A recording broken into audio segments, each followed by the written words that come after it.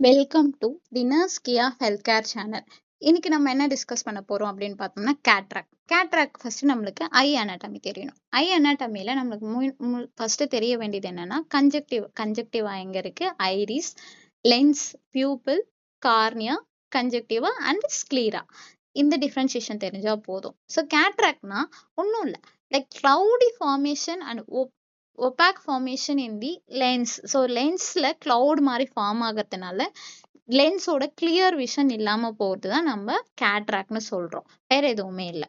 So normal ஐக்கும் cataract ஐக்கும் நம்மளுக்கு நல்லாவே தெரியுது டிஃபரன்சியேஷன், கிளவுட் லென்சஸ் இருக்கிறது. ஓகேங்களா. நெக்ஸ்ட் வந்து பார்த்தோம்னா எபிடமியாலஜில கேட்ராக்ட் வந்து பிளைண்ட்னஸ் காஸ் பண்ணுது அப்படின்னு சொல்றாங்க. நிறைய பேருக்கு பிளைண்ட்னஸ் வர்றதுக்கு cataract one of the reason.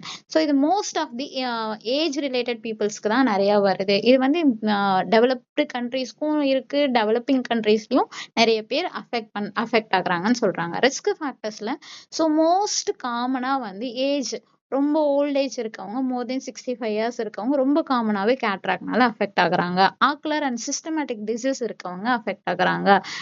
யாருக்கெல்லாம் டயபெட்டிஸ் மிலிட்டஸ் இருக்கு, யுவைட்டிஸ் இருக்கு, ஏற்கனவே கண்ணில் சர்ஜரி பண்ணியிருக்காங்க, ப்ரீவியஸ் ஆக்குலர் சர்ஜரி பண்ணியிருக்காங்க, சிஸ்டமேட்டிக் மெடிகேஷன் வந்து எடுத்துட்டு இருக்காங்க, லைக் ஸ்டீராய்டு எடுக்கிறாங்க, பீனோதயாசின் வேற ஏதோ ட்ரக்குக்காக எடுக்கிறாங்க, அவங்களுக்கு கண்ணில் அடிபட்டிருக்கு, ட்ராமா ரிலவெண்டா இருந்திருக்கு, ஃபாரின் பாடி ஏதாச்சும் அஃபெக்ட் ஆயிருக்கு, ரேடியேஷன் ரொம்ப நேரம் prolong exposure to the radiation, so metabolism disorder like hypoglycaemia இருக்கு, inherited abnormalities that is myotonic dystrophy, Marfan syndrome, rubella, high myopia, இந்த மாதிரி காசஸ் இருக்கவங்களுக்கு எல்லாம் கேட்ராக்ட் வர சான்சஸ் இருக்குன்னு சொல்றோம். Other risk factors.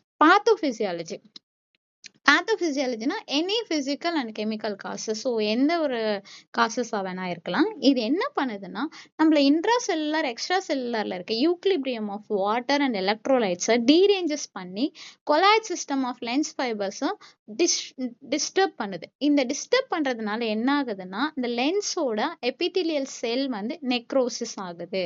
இந்த நெக்ரோசிஸ் ஆகிற செல் என்ன ஆகுதுன்னா ஒபாசிஃபிகேஷன் ஆஃப் லென்ஸ். ஸோ ஒபாசிஃபிகேஷன் வந்து ஃபார்ம் ஆகுது. இந்த ஒபாசிஃபிகேஷன் எதனால ஃபார்ம் ஆகுது அப்படின்னா பயோகெமிக்கல் சேஞ்சஸ் நடக்கிறதுனால. இந்த பயோகெமிக்கல் சேஞ்சஸ் என்னென்னா ஹைட்ரேஷனாக இருக்கலாம், டீநேச்சுரேஷன் இருக்கலாம், ஸ்லோ ஸ்க்ளீரோசிஸ் ஃபார்மேஷனால இருக்கலாம். இந்த அப்நார்மலிட்டிஸ் எல்லாம் என்ன பண்ணுதுன்னா லென்ஸோட புரோட்டீன் அதிகமாக்கி disorganisation of lens fibre. So இதனால என்ன ஆகும்னா அந்த லென்ஸோட டிரான்ஸ்பரன்சி வந்து குறையுதுன்னு சொல்றாங்க. இந்த லென்ஸோட டிரான்ஸ்பரன்சி, அந்த ஒயிட் கலர் கிளவுட் ஒபாசிஃபிகேஷன் ஃபார்ம் ஆகிறத தான் நம்ம கேட்ராக்ட்னு சொல்றோம். ஸோ இதுல நிறைய டைப்ஸ் இருக்கு. என்னென்ன டைப்ஸ்னா ஃபர்ஸ்ட் வந்து nuclear cataract, cortical cataract, subcapsular cataract, anterior subcapsular cataract, congenital cataract, secondary cataract. Nuclear கேட்ராக்ட்னா ஒன்றும் இல்லை, centre of the lens. So நம்ம லென்ஸ் பார்த்துருக்கோம் இல்லையா, அந்த லென்ஸ்ல ஃபர்ஸ்ட் சென்டர்ல இருக்கு, அதனால வந்து ஒரு எல்லோ வந்து எல்லோ இல்லைன்னா சம்டைம்ஸ் ப்ரௌனா நம்மளுக்கு தெரியுது, நியூக்ளியஸ் மாதிரின்னு தெரிஞ்சா அது நியூக்ளியர் கேட்ராக்ட் சொல்றோம். கார்டிகல் கேட்ராக்ட்னா லேயர்ஸ், அதனுடைய லேயர்ஸ் அஃபெக்ட் ஆகிறதுனால சரௌண்டிங் நியூக்ளியஸ் வந்து அஃபெக்ட் ஆகும். இது வந்து வெஜ்ஜா இருக்கும், ஸ்போக்கானிங்கா இருக்கும், பார்த்தாலே நம்மளுக்கு ஈஸியா கண்டுபிடிக்கலாம். சப்ஸ்கேப்சுலர் கேட்ராக்ட்ல it involve superficial part of the கார்டெக்ஸும் அஃபெக்ட் ஆகுது, ஆன்டீரியர் சப்கேப்சூலும் அஃபெக்ட் ஆகுதுன்னு சொல்றாங்க. Anterior subcapsular cataract it is just inside from the lens capsule and injury or swelling of the eye can lead to one. So நம்ம ட்ராமானால வரது வந்து anterior subcapsular cataract சொல்லுவோம். கன்ஜெனிட்டல் கேட்ராக்ட்னா நமக்கு தெரியும், லைக் பிறக்கும் போதே சைல்டு வந்து ஏதாச்சும் ஒரு மதர் வந்து ருபெல்லா அந்த மாதிரி ஏதாச்சும் டியூரிங் பிரெக்னன்சில இருக்காங்கன்னா குழந்தைங்க பிறக்கும் போதே கேட்ராக்ட் கூட பிறக்க சான்ஸ் இருக்கு. செகண்டரி கேட்ராக்ட்னா நம்ம ஏதோ ஒரு மெடிக்கல் ட்ரீட்மெண்ட்ல இருப்போம், ஏதாச்சும் ட்ரக் எடுப்போம், ஏதாச்சும் எக்ஸ்போஷர் ஆகும், அதனால வரதை வந்து செகண்டரி கேட்ராக்ட்னு சொல்லுவோம். இதுல வந்து ஸ்டேஜஸ் ஆஃப் கேட்ராக்ட் நம்ம பிரிக்கிறோம்: incipient, immature, mature and hyper mature. இன்சிபியன்ட்னா ஜஸ்ட் ஸ்டார்டிங் ஸ்டேஜ்னு சொல்லலாம். இம்மெச்சூர்னா நம்மளுக்கு வந்து பிளரிங் விஷன் மாதிரி லைட்டா இருக்குமே கண்டி நம்மளுக்கு ஓரளவுக்கு விஷன் நல்லாவே தெரியும், நம்ம அதை வந்து கன்சிடர் பண்ண மாட்டோம். மெச்சூர் விஷன்னா நம்மளுக்கு நல்லாவே வந்து அப்நார்மலிட்டிஸை பார்க்கலாம். ஹைப்பர் மெச்சூர்னா அந்த ஒயிட் கலர் ப்ரோட்டீன் ஃபார்மேஷன் வந்து ரொம்ப சூப்பரா தெரியும்னு சொல்றாங்க. ஸோ கிளினிக்கல் மேனிஃபெஸ்டேஷன்ல வந்து ஃபர்ஸ்ட் எப்படி இருக்கும், சயின்ஸ் நம்மளுக்கு கேட்ராக்ட் வருதுன்றதை நம்ம எப்படி கண்டுபிடிக்கலாம் அப்படின்னா கிராஜுவல் பெயின்லெஸ்ஸா இருக்கும். ஸோ பர்னிங் சென்சேஷன் இருக்கும். அடிக்கடி கண் எரியுது அந்த மாதிரி சொல்லறதுக்கு சான்ஸ் இருக்கு. Loss of vision due to lens opacity சொல்லியிருக்கல, லென்ஸ் வந்து ஒயிட் கலர் ஃபார்மேஷன் இருக்கிறதுனால அது கண்ணு தெரியாது, லைக் எனக்கு இது கிளியரா தெரியலன்னு சொல்ல ஸ்டார்ட் பண்ணுவாங்க. டிக்ரீஸ்டு கலர் பெர்செப்ஷன், ஸோ இது என்ன கலர்னு டிஃப்ரென்ஷியேட் பண்ண தெரியாது. டிக்ரீஸ்டு விஷுவல் அக்யூட்டி, ஸோ உங்களால கரெக்டா வாசிக்க முடியாது. Poor vision at night, photophobia இருக்கும், லைட் சென்சிட்டிவிட்டி இருக்கும் உங்களுக்கு, blurred and distorted images, light scattering இருக்கும், லியூகோரியா இருக்கும். White pupil reduce the light transmission, so நம்மளுக்கு லைட் வந்து போகுதுன்னா கண்ணு கூச்சம் அதெல்லாம் வந்து அதிகமாக இருக்கும் அப்படி சொல்றாங்க. பிளர்டு விஷன் நம்மளுக்கு ஈஸியாகவே நிறைய இருக்கும். டயக்னோஸ்டிக் எவால்வேஷன் நம்ம எப்படி அதை கண்டுபிடிக்கலாம் அப்படின்னா, அவங்களோட ஹிஸ்ட்ரி, ஃபிசிக்கல் எக்ஸாமினேஷன், ஏஜ் என்ன இருக்கு, எதனால அவங்களுக்கு அந்த மாதிரி வந்திருக்கு, விஷுவல் அக்யூட்டி எவ்வளோ இருக்குன்றதை மெஷர் பண்றது, ஸ்லிட் லேம்ப் மைக்ரோஸ்கோபி மூலயமா, ophthalmoscopy, glare testing, keratometry, A scan, ultrasound மூலயமா நம்ம கேட்ராக்டை ஃபைண்ட் பண்ணலாம்னு சொல்றாங்க.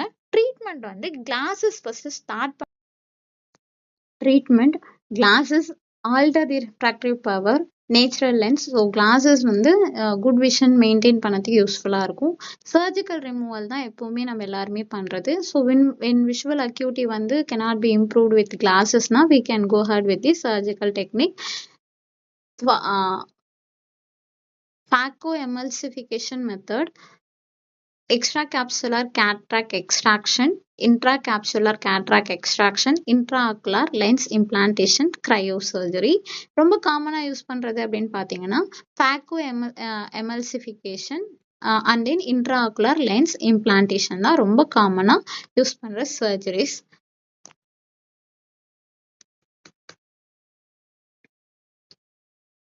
Nursing management, assess the visual acuity, give accurate information, administer the eye medication after postoperative care, elevate the head of the bed 30 to 45 degree, notify the surgeon, posterior capsular opacity ஏதாச்சும் form ஆயிருக்கான்னு check பண்ணணும், intraocular lens dislocation ஏதாச்சும் இருக்கா அப்படின்றத check பண்ணணும், ஐ inflammation ஆகாம இருக்கிறத பார்க்கணும், light சென்சிட்டிவிட்டியை குறைக்கிறதுக்காக கிளாஸஸ் வியர் பண்ணணும், மேக்குலர் எடிமா ஏதாச்சும் இருக்கான்னு நம்ம அசஸ் பண்ணணும், போட்டோசிஸ் இருக்கான்னு பார்க்கணும், and then ocular hyper tension ஏதாச்சும் இருக்கான்றதையும் நம்ம செக் பண்ணணும். So nursing diagnosis, acute pain related to trauma to the incision and increase the IOP, intraocular pressure as evidenced by patient verbalisation. Anxiety இருக்கும், ஏன்னா ஒரு புதுசாக ஒரு சர்ஜரி பண்ணுறதுனால anxiety related to lack of knowledge as evidenced by verbalisation of answers question, self care deficit இருக்கும், risk for infection, risk for injury because of post operative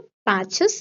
so health education, avoid eye straining, so ரொம்ப strain பண்ணி படிக்கிறது, book படிக்கிறது அந்த மாதிரி பண்ணக்கூடாது. Avoid rubbing, avoid rapid movement, proper hygiene we need to maintain, eye care டெக்னிக்கை நம்ம teach பண்ணணும், use eye shield at bed time and then follow up as recommended. இதெல்லாம் நம்ம ஃபாலோ பண்ணணும். ஸோ இதுதான் கேட்ராக்ட். இந்த வீடியோ உங்களுக்கு பிடிச்சிருந்தா சப்ஸ்கிரைப் பண்ணுங்க. Thank you all.